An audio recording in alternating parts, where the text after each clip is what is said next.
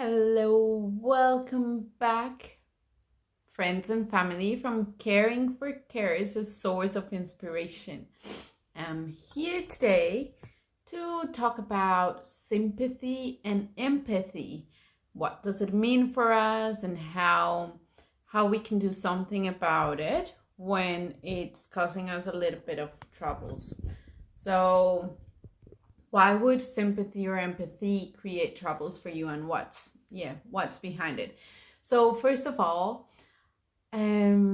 sympathy, it's the way that we think about what's happening to other people, to our friends, to family, to people who we see across the street, and we see them going through a problem, we see them going through something hard, and we want to save them. We want to go in there and show them the way and lead the way out. But when we do that, we go inside the problem that they're going through. So it's like, imagine if I had a big hole in the middle of the earth and that person goes down into the hole. It fell down, they cannot come out. And when you show sympathy, you go into the hole with them. But you're trapped in the hole with them. You cannot go out either. And you start to lose, okay, what was the solution that I saw up there? And you start to forget and you start to live exactly what they're living and going through. And there's no coming out from that. And so it gets to be really tricky. It gets to be a hard thing to do because you really wanted to help that other person.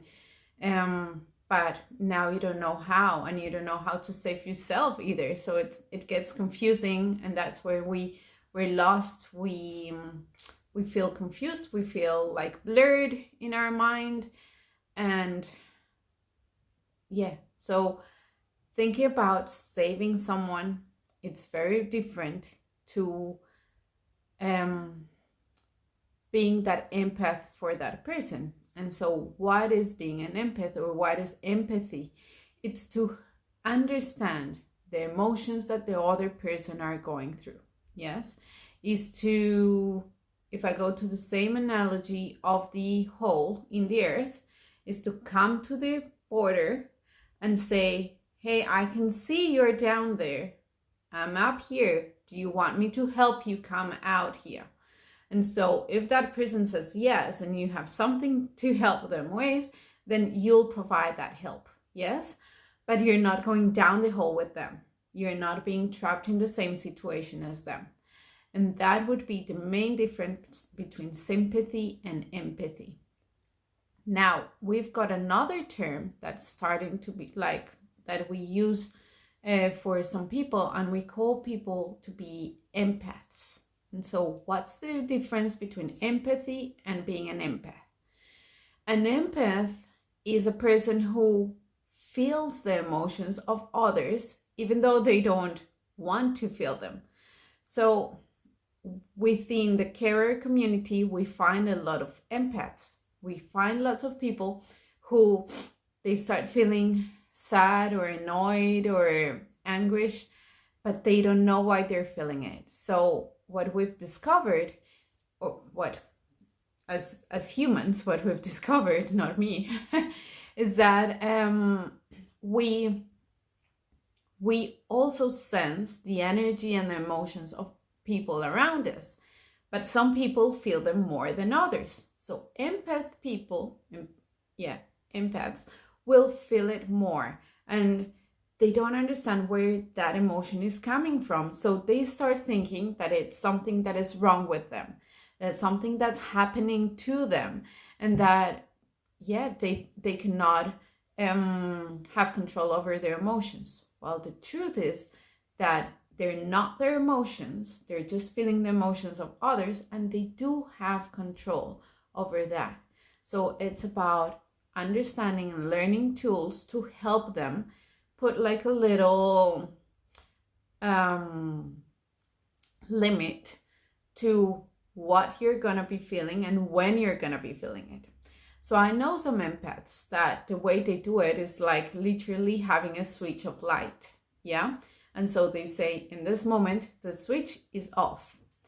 And I'll turn it on when I want to feel the emotions that other people or people near me are feeling, and I want to help them through that. So you'll turn on the light, turn on the empath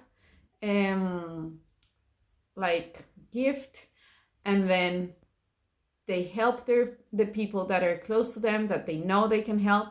And then as they're walking around the world, as they're walking out in the normal day-to-day life, they'll turn off that switch. For some other people, it's not a switch. Other people would use like a little egg shield. So they imagine to have beautiful purple light, or it can be golden light. And so they imagine themselves to be in this little egg. They're in the middle, and they surround themselves with this beautiful energy of that purple light, that golden light. And they know they're protected as they're out and about in their daily life. You don't want to go out when you're an empath.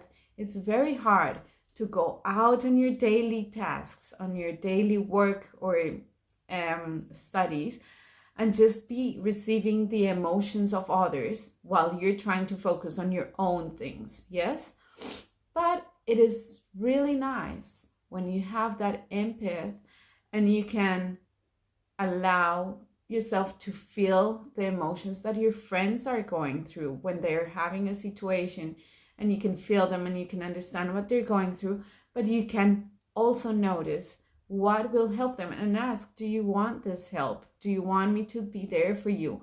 And then be there for them as you see best fit for them. Yes. Another way to protect yourself, if you've been brought up in a religious community, whatever religion it is, just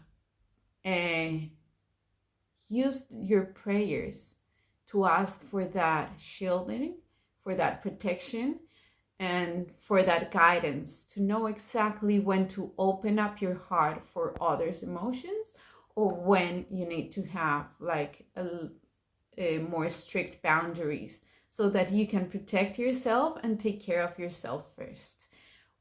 As carers, we need to take care of ourselves. We need to make sure we're in our best emotional state, so that we can give our best to those people who are in need, to those people who we're caring for.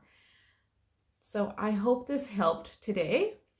Let me know in the comments if there's anything at all that you have questions about, that you would like me to talk more about. What are the challenges that you're facing as carers? I would love to start answering your questions, and I'll see you next week. All the best. Bye-bye.